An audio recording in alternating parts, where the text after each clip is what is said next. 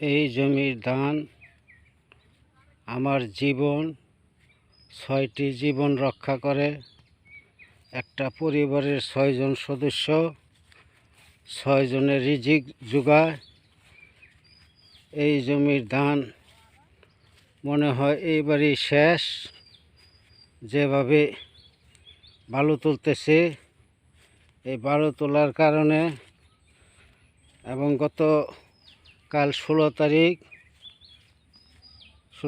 বৃষ্টির কারণে ভাঙ্গন তীব্র আকার ধারণ করেছে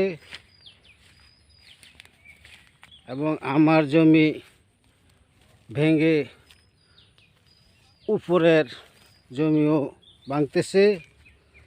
এত গভীর করে বালু তুলেছে।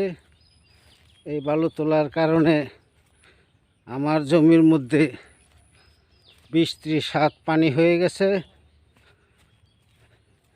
এই 20-30 হাত পানির কারণে এবং বৃষ্টির কারণে উপরের জমিও ভাঙতেছে।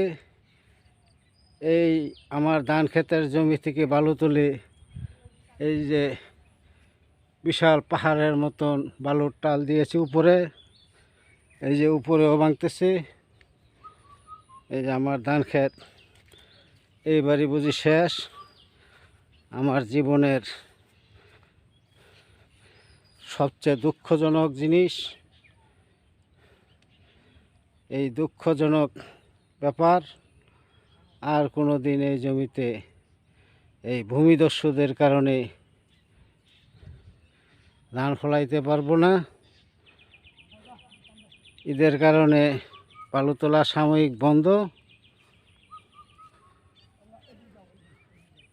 মনে হয় 2-3 দিন পর থেকে আরেকবার বালু তুলবে।